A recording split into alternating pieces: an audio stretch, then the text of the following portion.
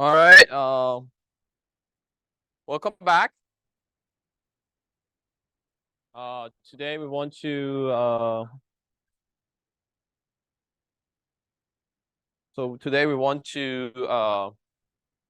finish this part and then start the next lecture. Uh, Let me finish this part and then I'll share with you the code. The code is on the other side. So remember we were talking about how do we optimize AAT, right? So average access time. We talked about various different things. What we wanted to continue is talking about those. For now, we are focusing on the miss rate, right? And the last thing we talked about was prefetching. And I told you that prefetching is this idea that we kind of try to predict what is the next address. And if we can kind of correctly predict that, then we kind of remove the compulsory misses, right? But of course, prefetching has its own downside as well, and that could be cache pollution. In other words, if we actually predict what would be the next line incorrectly, then we essentially end up with bringing garbage to our cache and eliminating or basically evicting some other things that might be useful. As a result, we are effectively reducing our miss rate reducing the usefulness of the cache blocks, other words, increasing our miss rate, right? So the next thing I want to talk about is what we call victim cache. So victim cache is this idea that, remember I told you that we have direct map cache and we have fully associative cache. Direct map is really fast. Fully associative is really good for utilizing the entire space, and then kind of set associative is kind of somewhere in the middle.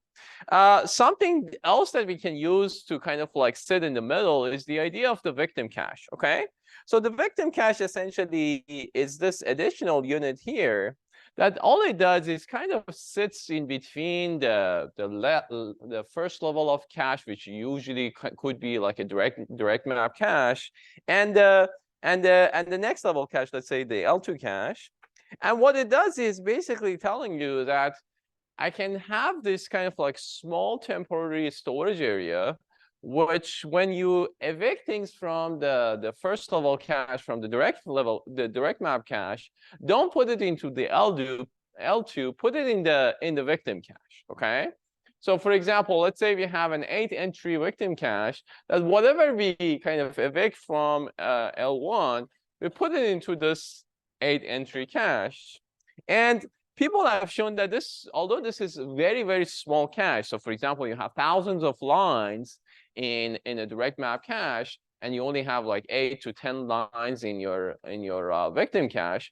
But surprisingly, this is actually going to help us significantly in terms of performance, while because of that temporal thing that I told you about, right? So the temporal locality is going to help you with this fact that, if you evict something, very soon you're going to reuse it. So the victim cache is kind of like it just sits there and kind of just stores the last 10 or 12 or 16 or whatever number of things that you evicted.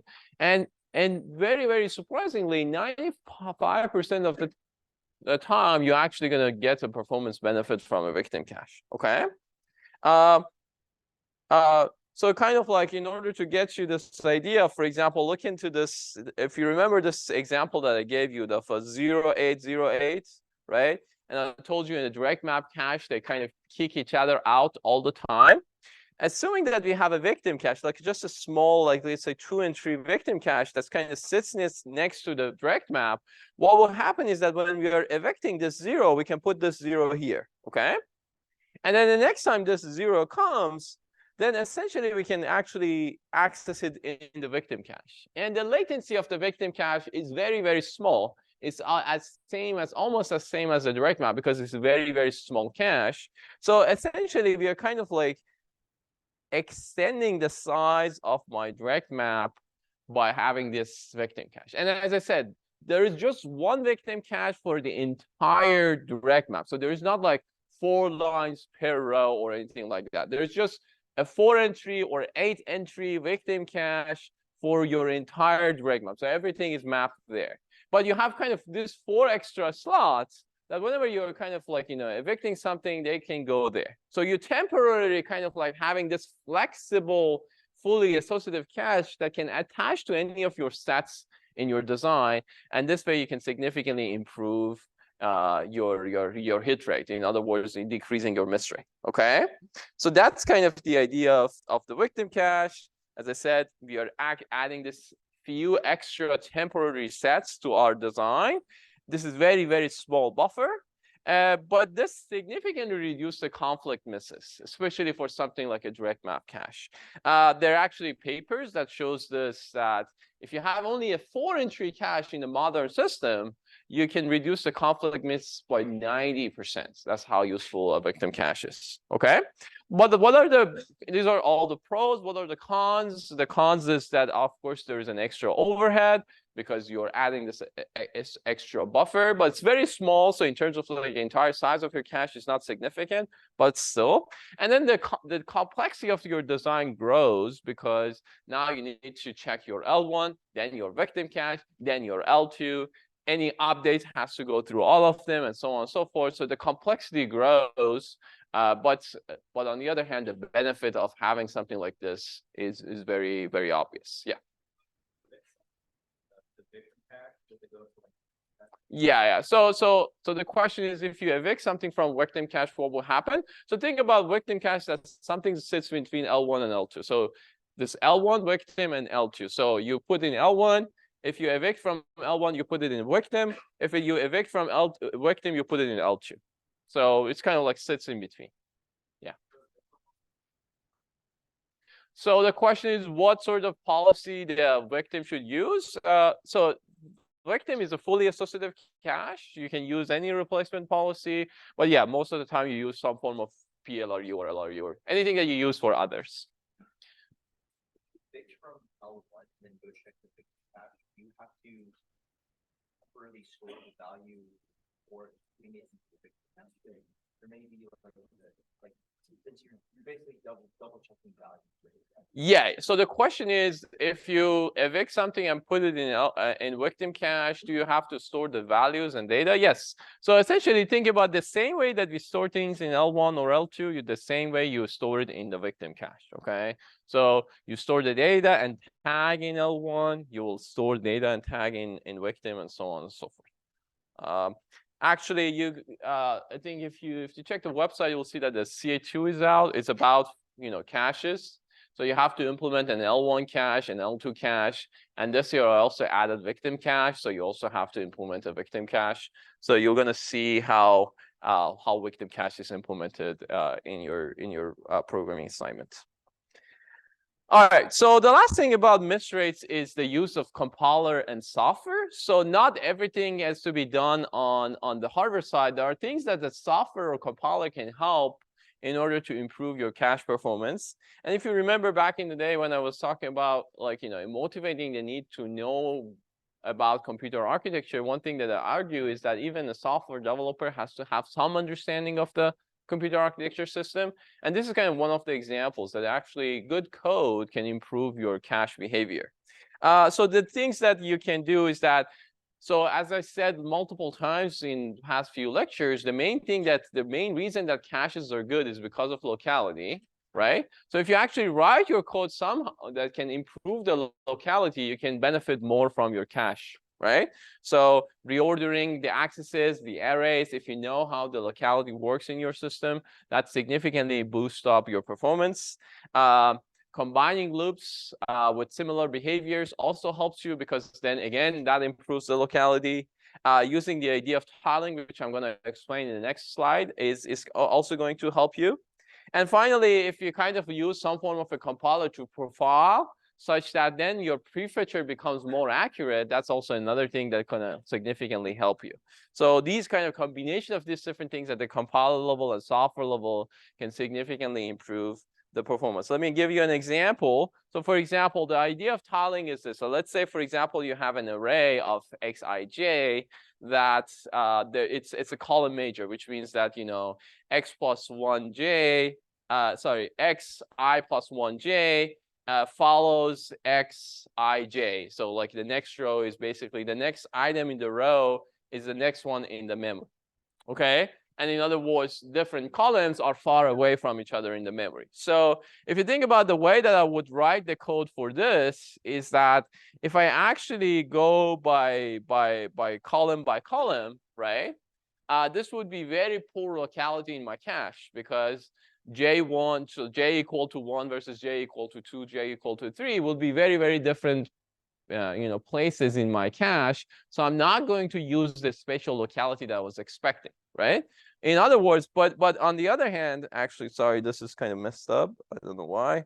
But on the other hand, if I use I as my kind of inner variable where I kind of like increase the rows instead of increasing the columns, then I'm going to get a lot of, spatial locality. So I'm going to get a lot of hits because when I bring in one block, I bring other blocks with me and the data are going to be there because this is a column major. And other way around, if this would have been a row major, then doing I and then J would have been beneficial for us, right? So kind of like the way that we write our code is very, very helpful to know what is kind of like the idea within the hardware so that we can actually write the better code in order to increase our spatial locality. Sorry for the mess up here. I don't know what happened, but I'll fix it.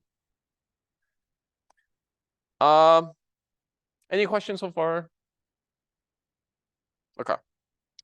And then, of course, for misrate, we already talked about this. So I just wanted to reiterate that replacement policy has a significant role in misrates, right? So we talked about LRU, PLRU, and random, and we showed you that, for example, changing from one to another significantly increase our cache performance due to reducing the number of misrates. And of course, the trade-off here is the accuracy versus the storage. LRU, for example, is desired because it's the most accurate one. But for LRU, you need to kind of store the positions, and that requires a lot of storage area and lots of storage overhead. So that's why you kind of like find a middle ground with PLRU that's kind of like gives you similar accuracy, much less significant amount of storage. Question here.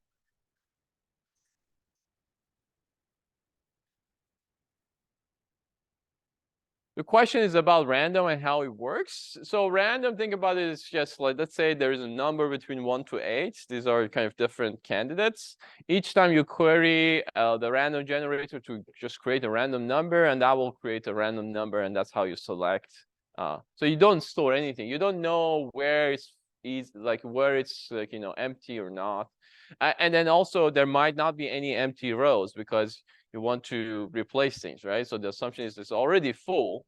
The question is, which one do I want to evict? And you just say, okay, whichever. Just pick whenever you want. Okay? All right, so this is it with the miss rate. Let's talk about miss penalty and hit rate as well. So for miss penalty, there are a bunch of different things, some of which we already discussed. The first one that we use a lot is the idea of using write buffers. If you remember when we were talking about stores, we told you that essentially we don't need to wait for the stores. So store basically just write things to some form of a temporary buffer, which we call write buffer, and then we move on. We don't wait for the store to finish to do the next instruction. The reason for that is this write buffer that we have, that whenever there is a store, whenever there is a data that needs to be written to the memory, instead of writing to the memory and kind of paying the time, the latency of waiting for the memory to be finished, we write it into a very, very small buffer very quickly and then move on, right? And then this write to the memory happens in the background, okay? So if you remember, I told you about the load store queues in our allo order processors.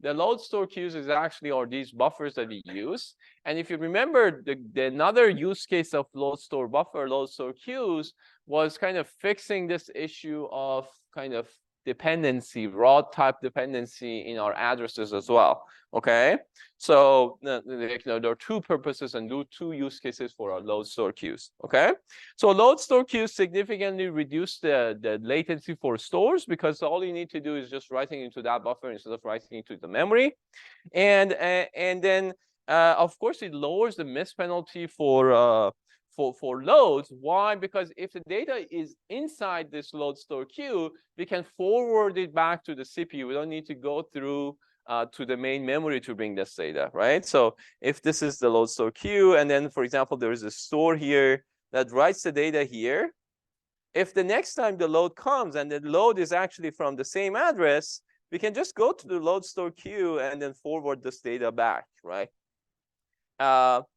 Alternatively, this would have been going all the way to the main memory and bringing this back, which obviously would have been much slower.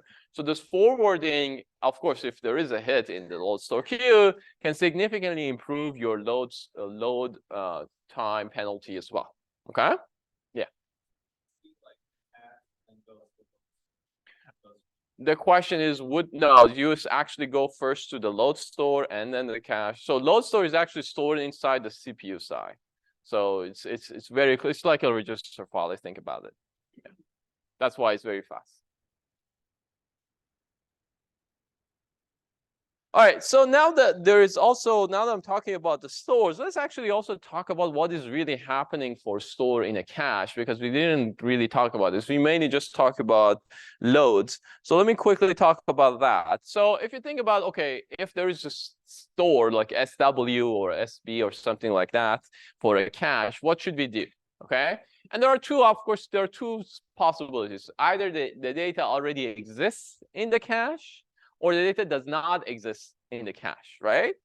So if the data exists in the cache and the store comes, what we need to do is that we need to update that value in the cache, right? Because now the data has been replaced, overwritten by a new value. So of course you need to update the data. The tag stays the same, you just need to update the data, right? And then of course, another question becomes that should I update the memory as well or not? Because whatever we have in the cache, there is a copy of that data in the memory as well. So I need to, if I update my cache to make sure that the data is consistent, I need to also update my memory, right? Another school of thought is that maybe I don't need to update my memory. Maybe I can just keep the updated value in the cache and only update the memory when the data is evicted from the cache, right? So there are two possibilities. Whenever a store comes, I can update my cache and memory all together at the same time. Or I can say that for now, I don't care about the memory. I have the correct copy in my cache. Whenever I evict this data, which means that it's going to be going back to the memory, that's the time I'm going to update my memory, right?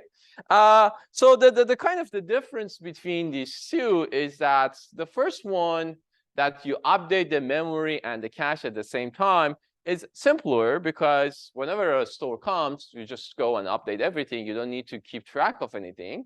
The cons of that approach is that you're kind of wasting a little bit of your bandwidth between your cache and memory, because every time a store comes, not only you're updating your cache, you're updating your memory, so you're wasting a little bit of space, okay, a little bit of bandwidth. But if I have some notion of tracking whether the data has been updated or not, which we usually call it the dirty bit, the dirty bit is going to tell me whether this data has been updated by the cache or not. So when I'm writing it back to the memory, I can always check the dirty bit. If it's 1, then I'm going to update the memory. If it's not 1, then I'm not going to update the memory. Okay. So these two strategies are what we call write-through strategy and write-back strategy. Okay. If I update the memory and cache at the same time, this is called write-throughs, which means that I'm going to write through the cache and main memory at the same time. If I use this write-back strategy, it means that if the store comes and the data is inside the cache, I only update the cache, but not the memory. I change this dirty bit to 1, which means that now my copy in the cache is dirty, which means that it has been updated. When I'm evicting this cache line eventually from the cache, I will check the dirty bit, and if the dirty bit is equal to 1, I'm going to update that value in my memory. Yeah.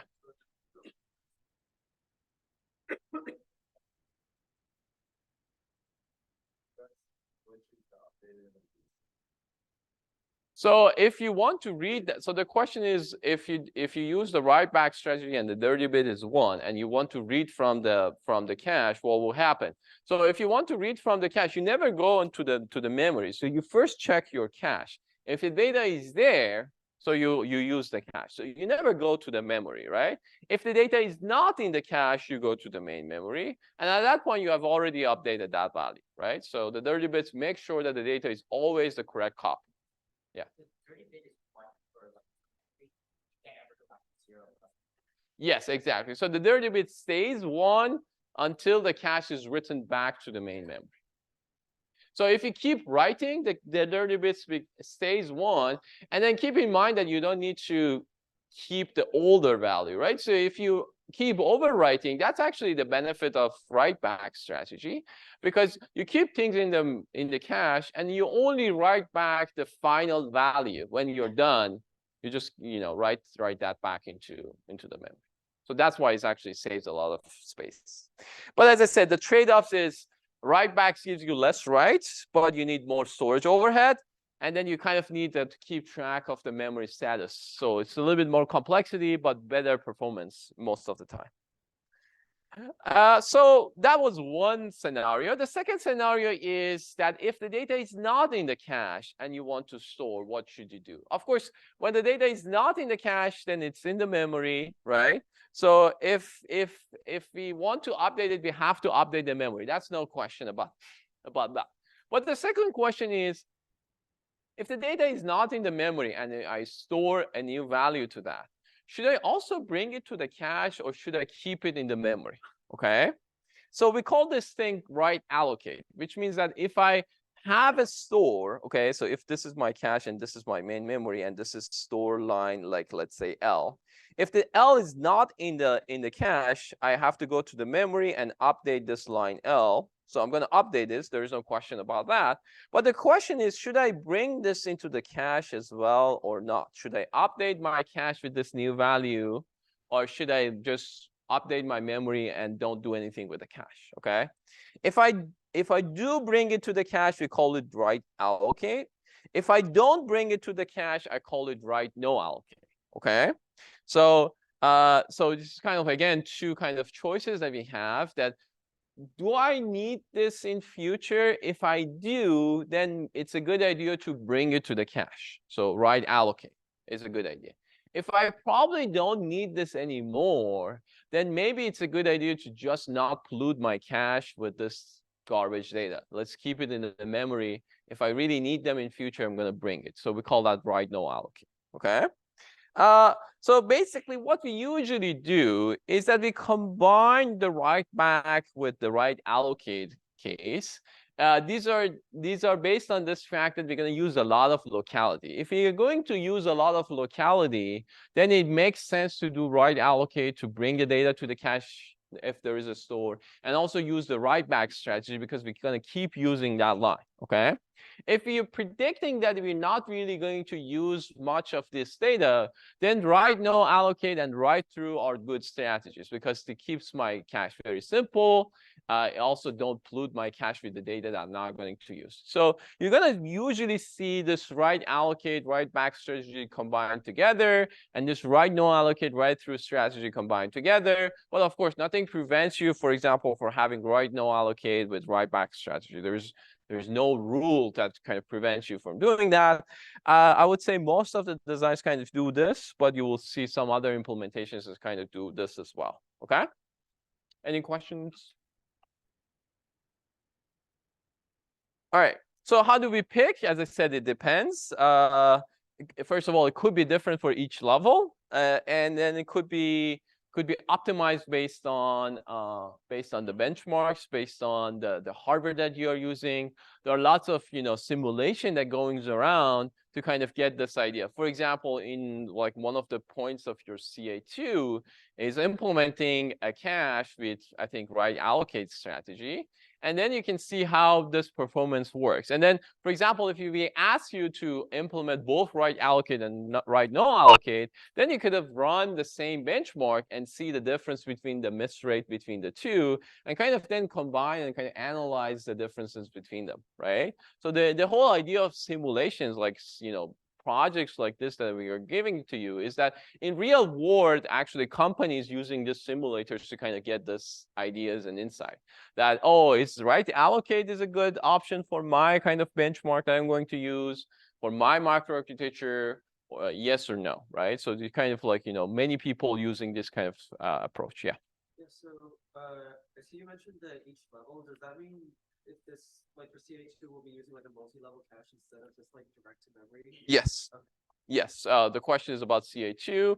For CA2, you're going to have two level of cache, L1 and L2, and a victim cache, and then I think write allocate, write back strategy. Yeah.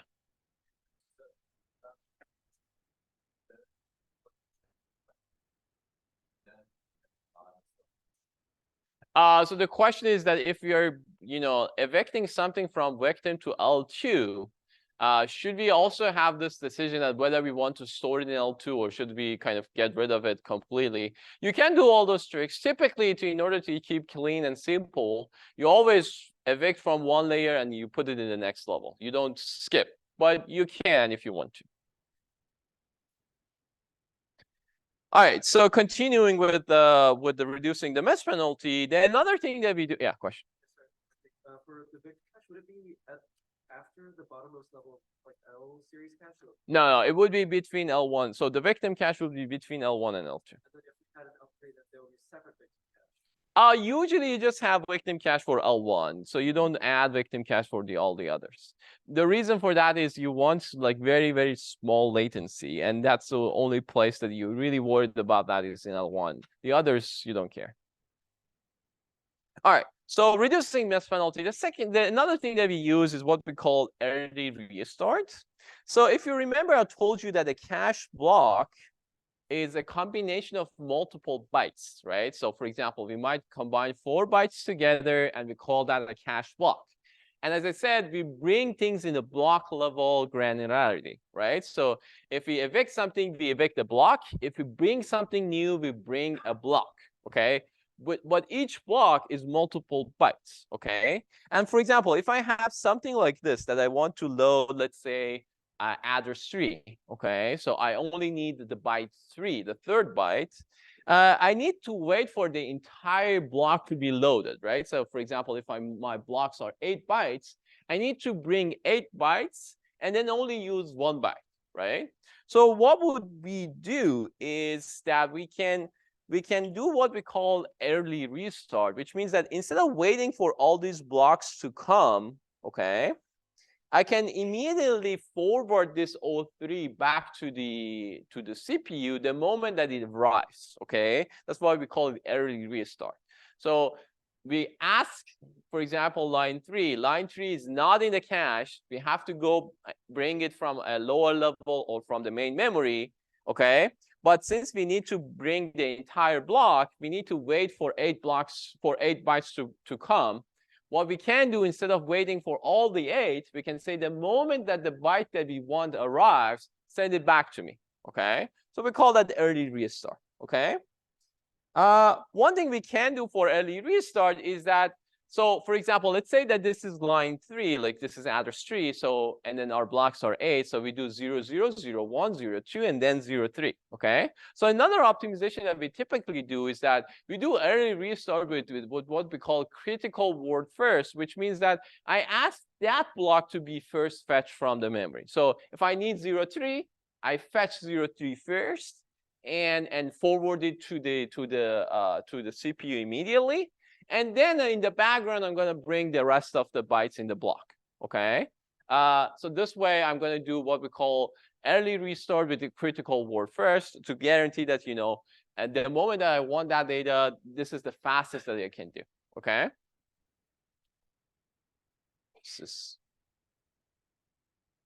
Okay.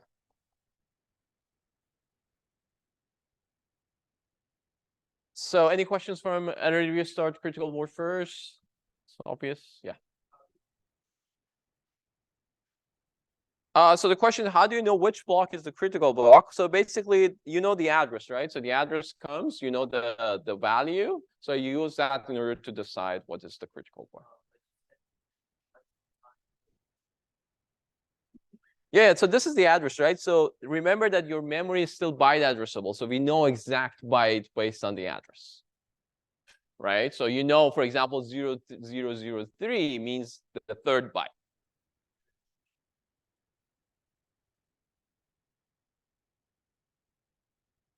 Yes, so you bring back the data to the CPU and the CPU gonna continue doing that, right? So generally when, for example, remember that we said that if it's a miss, we have to stall the processor, wait for the data to come back, and then restart the processor at that point. So this early restart with the critical word means that if I need byte 3, I send that request to the cache gonna ask that byte 3 first. At the moment that the byte 3 comes, send it back to the CPU. So now the CPU can continue. In the background, I can bring 0, 0, 1, 0, 2, 0, 4, 0, 5, and how many other bytes that I want.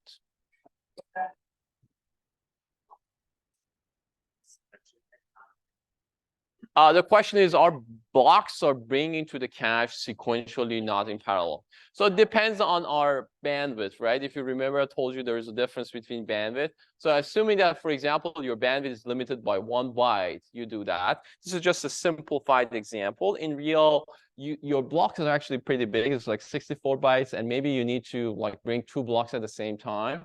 That's why you ask the first block to come first, okay? So I'm just showing this in the byte level granularity, but you can actually expand this into the block level granularity. All right, so the next thing that we do in order to reduce the miss penalty, and we already discussed this, is adding more levels, okay? So we add, as I said, L2 and L3 and so on to reduce the miss penalty. So if you remember, this was what I showed you first, that you're adding this one level of cache here in order to kind of hide the latency of main memory. But the idea is that nothing prevents us of adding more and more levels, right? So the higher the level, the more latency that we can hide, okay? In order to understand why, let's revisit this number here. If AAT is my hit time plus the miss rate times miss penalty, I remember I told you that basically this hit time is the hit time of L1, okay? But now let's say that we have L1 and L2. Let's see what happens for this. Basically, if I add multiple layers, what's really happening is that this miss penalty, okay, it's always was the latency of the lower level, right? So latency of lower level. And if I only have memory L1 and memory, then this latency was for the memory. But now imagine that I have L1, L2, and memory. So what will happen is that this miss penalty becomes basically the hit time of L2 plus the miss rates of L2 times miss penalty of memory, right? So what is happening is that what used to be the miss penalty of memory here now is this new term that is the hit time of L2 plus the miss rate of L2 times the miss penalty of L2, right? Which is basically the latency of the memory, okay? So in other words, my latency significantly drops if there is lots of, hits in my L2. If there is not much hits in my L2, then I'm going back to just going to the main memory, and a little bit more time actually, because now I need to search L2 and then go to the memory. So I'm adding a little bit more latency. But if most of the time the data is in the L2, then I'm actually safe and I'm actually getting benefit out of this. If you want to get some idea of how this would work, you can actually look at this. So let's say, for example, the hit time for L1 is 2 cycles. The miss rate of L1 is only 5%. Let's say the hit time of your L2 is 4 cycles and the miss rate of L2 is 10%. And then the miss penalty of L2 is 10 cycles. This is basically the latency of my main memory, right? So first of all, what would be the miss penalty of L1? Anybody wants to say? So basically, L1 miss penalty would be hit time of L2 plus miss rate of L2 times miss penalty of L2. I think if you put these numbers together, it would be 4 point, how much? 0, it would be 4.1, right? So you get the miss penalty of L2, the miss penalty of L1 is equal to 4.1, right? And then if you compare this miss penalty, if we didn't have L2, the miss penalty was actually 10 cycles. So we are reducing this 10 cycle to this 4.1 cycles, right? So that's like you get almost 6 cycle benefit by adding this L2, given the fact that your L2 miss rate is actually pretty low. If it was pretty high, then you wouldn't get that much benefit actually, right? So you can actually then now calculate this. I'm gonna let you guys calculate the L2 width and like AAT width and without an L2, and somebody can post it. But I think it would be somewhere between like what 2. It would be 2 plus this times this, and then without it, it would be 2 plus this times 10. So somewhere between like 4 something and 5 something. Yeah. Yes. So the question is, the miss penalty of L2 is just basically the latency of main memory, and the answer is yes. Any questions about this? Yeah.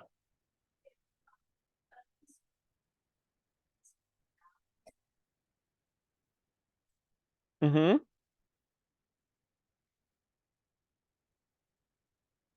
So the question is, if something is evicted from L1, what will happen? Does it go to L2 or does it go to the main memory? Like I said, usually we just evict from one level to another level. So if it's in L1, we evicted from L1, we put it in L2. If it's evicted from L2, then we put it in the main memory. If you had, let's say, 4 more layers, like 1 more layer, L1, L2, and L3, we do like L1, then L2, and then L3, and then the main memory. Okay? So there's also one question that you might wonder, and that's what we call inclusivity versus exclusivity of the cache. So there is there are again 2 train of thoughts. There are 2 possible options when we have multiple level of cache. We can have what we call an inclusive cache, and we can also have what we call an exclusive cache.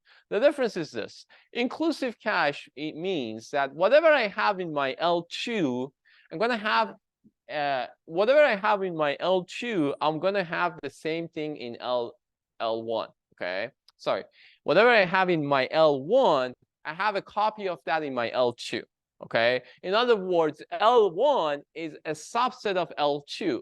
L2 of course is much bigger, so always L1 is a subset of L2, and we call this an inclusive cache, which means that my higher levels is portion of my lower levels, okay? Then you might also say that, okay, why are we doing this? Why don't we use them as exclusive? Which means that whatever I store in L1, I don't store the same thing in L2, okay? So why do we want to do these things, okay? The reason is this trade-off. Of course, if you have exclusive cache, you are using your space more efficiently, right? Because you're not, storing redundant things in your different levels of cache. So that's very obvious and intuitive that you don't want to have that. So exclusivity is great for that purpose. But the problem with the exclusivity is that finding things is much slower in an exclusive cache. Why? Because, for example, a data L comes, and I need to first check my L1. And if it's not in L1, right, I need to go to the L2 and then check the L2 and then go to the L3 and check the L3 and so on and so forth, okay? But if it's in the exclusive cache, okay, if I'm checking the last level cache, like L3 cache or L2 cache, and if it's not there, then it's guaranteed that it's not going to be on higher level caches as well, okay? And it's kind of counterintuitive, because you might wonder, why do we even need to kind of go back to the higher level cache? Later on, when I'm discussing the multi-core scenario where we have multiple cores and we have this things called coherency issues, we want to really find where the data is stored. And that's where we really need to have these kind of easy ways to find them. Okay, so for now, it doesn't make much sense, but promise me 2 weeks from now, when we are discussing coherency, this will make much more sense to you, the reasons that we are doing this, okay? But in other words, just to summarize, inclusive cache means that the lower level has everything that you want that's you already stored in L1. So, for example, if you store something in L1, you have to make sure that you store a copy of it in L2 as well, okay? But if it's an exclusive cache, it's back to what I said just before, that if you evict it from L1, then you store it in L2. So for now, what we discuss is exclusive cache. And I think in your project, you're going to also implement an exclusive cache. Well, later on, we're going to see the benefits of inclusive cache. And in fact, many modern systems are actually inclusive, okay? Another thing that I want to talk about now that we are talking about inclusivity and exclusivity is the idea of the separate versus split versus unified cache. Typically, as you remember, we had an instruction and data, right? And I told you that usually we treat them as the same thing. Usually for cache, it's beneficial to have a split view of instruction versus memory, data. So usually in L1, we have an L1I, which is just storing instructions, and we have an L1D for storing data. In lower level, we don't care. We store them all together. But in first level, since the latency is very important for us, we typically differentiate between L1I and L1D, okay? And iCache, you can then optimize many things for the iCache. There's things like trace buffers, et cetera, that I'm not going to talk about in this course. These are more advanced topics. But the reason that we are splitting the L1I and L1D is that then you can optimize each one for the particular kind of workload that they have, because instructions are very different than the data. The types of locality you see in instructions is very different than the type of locality you see in data. That's why it makes more sense to have them as a separate things. But usually we're going to combine them together in L1, L2, L3, and if you have more level of caches. Okay. And then I think I discussed this way before, but just one more time, I want to also refer to this, that we have two kind of ways of implementing systems. We have the Harvard implementation and Princeton implementation. The Harvard one is the one that you have separate instruction and data memory all together. But most of our systems are these unified systems that the data and instruction is part of the same address space. We call this a one Newman machine or a Princeton-based architecture, okay? So almost all of our systems that we have is based on the Princeton architecture, okay? All right, so moving on, if we are still talking about reducing miss penalty. Another thing that we are using to reduce miss penalty is what we call subblocking. If you remember, I told you that blocking going to help you with reducing the miss rate, because you bring more blocks, and that helps you with spatial locality. But the downside of that, if you remember, is that I told you that your miss penalty actually increases because now you need to bring more data. And that's where we bring the idea of critical word first and early restart and so on. Another thing that we usually do in order to further reduce the block size miss penalty is the idea of the sub-blocking, okay? The idea is this, that let's have a bigger block, and we call this block. But then within that block, let's have also what we call sub-blocks, okay? So again, we can update the sub-blocks if need be, and then we can, evict the sub-blocks if needed. But we can always, update things at the block level granularity if needed, okay? So basically, when there is a miss, we can only bring a subset of this block. So it's kind of like an extension of the idea of the critical word first, but mostly at the block level. So we can have a huge block. We can bring the huge block if needed, but we can also just say, I really don't need this huge block. I can only bring part of this block, which we call subblock. So we're going to have this valid bits that kind of tell us which of these sub-blocks within this block are actually valid. Because we are not bringing the entire block, we are only bringing part of this block. So if, for example, the valid bits is 0 here, it means that we didn't really bring this one. We only, for example, let's say, bring this one, okay? And again, this depends on your workload and depending on the runtime decisions that your processor might make, okay?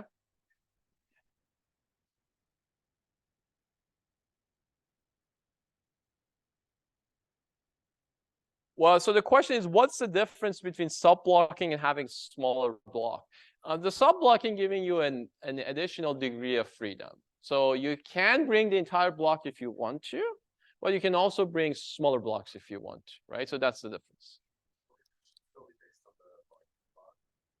So the question is that the eviction is based on the larger block. Yes, we usually just block the entire thing together, like, we evict the entire thing together.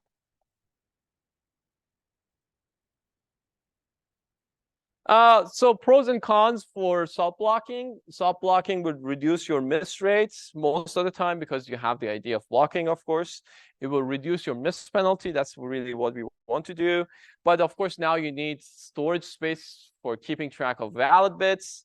You have more extra circuitry because now you're basically needs to bring some of them and don't bring some other. So it's just more complexity, but you can actually get some performance benefit out of this, okay? And last thing I want to talk about is how to reduce hit time. First of all, reducing hit time can be achieved by reducing the associativity. Remember, I told you that if I have a direct map cache, much faster than having a set associative or fully associative cache, right? And that's the main reason for that was for the hit time. The same thing happens if you actually have a smaller cache, okay? So if I have a smaller cache, the hit time actually reduces because if you remember, I told you that the size of the cache, how many lines I have, determine how fast I can bring one data because this is all like very, very like lower level hardware things, but the way that we read things from my SRAM depends on like the capacitance of this rows. If I have more rows, this is a bigger capacitor. As a result, it's taking more time for us to read things, okay? So smaller cache means a smaller capacitor means faster hit time, okay? Bigger cache means more capacity, more capacitance means a slower time for reading. So you probably want to have a smaller cache size, but of course, smaller cache size has other problems, including higher miss rates, and so on and so forth. So this is kind of the trade-off that you're facing, okay? The second thing that we also already discussed is the parallel lookup. If you remember, I told you that we look the tag and data in parallel instead of waiting, right? We also have this thing for set associative cache. We don't do one by one. We look them in parallel. So within Vase, we also do the parallel lookup. So we have parallel lookup for Vase. We also parallel lookup for tag and data. So for like multiple things happen at the same time, this significantly improve our hit time. But of course, this means more circuitry for comparators, more activity at the same time. So those are the trade-offs that you're going to see. And the last thing I think, or one before last, is this idea of what we call speculative load. If you remember about speculation, I told you that we make a decision and then we decide whether that decision was right or not, okay? One of the key things that we use during speculation is the speculative load. And the idea of the speculative load is, let me see, the idea of the speculative load is that if, for example, we have a load that is waiting for something else, we're waiting for some address. Let's say there is a store and there is a load after, okay? You may or may not know that, for example, let's say I have store x1 something something, and then I have load word x2 something something. And remember, I told you that if these two addresses are the same, this is a conflict, right? This is a problem. But if I don't know yet whether these two addresses are the same, what I can do is that I can assume that they are not the same. So I'm going to issue the load, right? And then the load can be completed. Then I can check whether these two are the same or not. If they were, then my load should be flushed, right? So I'm going to issue the load speculatively, which means that in my load store queue buffer, I'm going to tell the memory, bring this address, but I still don't know whether this address and the store address are the same because I still don't know the store address because, for example, the store is the output of the ALU or so on and so forth. So if these two other addresses are not the same, then I'm good to go because, I can issue the load before the store. If they happen to be the same, it's the same issue that we had in branch predictors. We need to just flush things, okay? So speculation in load is actually very, very common. If your load is dependent on a branch, or on the previous load, on a previous value, you can always issue the load speculatively because you're just reading from memory, nothing bad happens.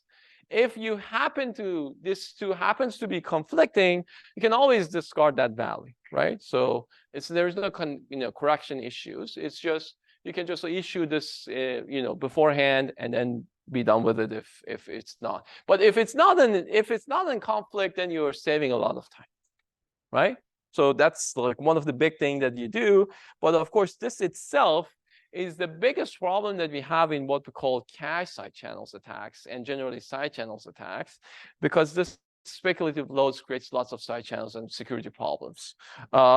So that's something to remember as well. Okay, so this is it for kind of like, these optimizations. We talked about a lot of these. We talked about how to reduce miss rate for including block size, exclusivity, cache size, prefetching, victim cache, compiler, replacement policy. For miss penalty, we talked about write buffers, early restart with critical word first. We talked about adding more layers. We talked about sub-blocking.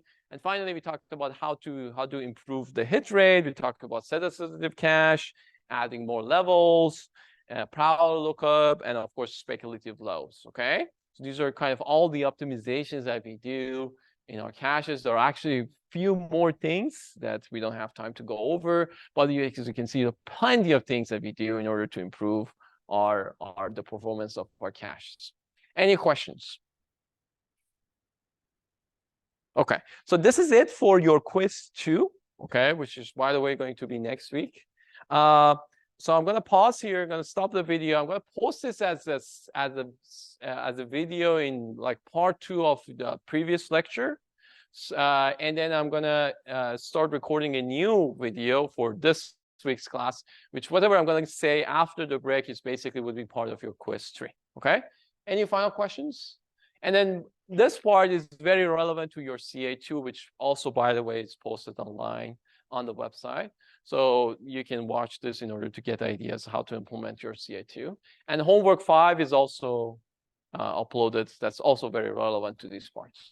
Okay? So let's take 5 and then come back. I'll also post the code for the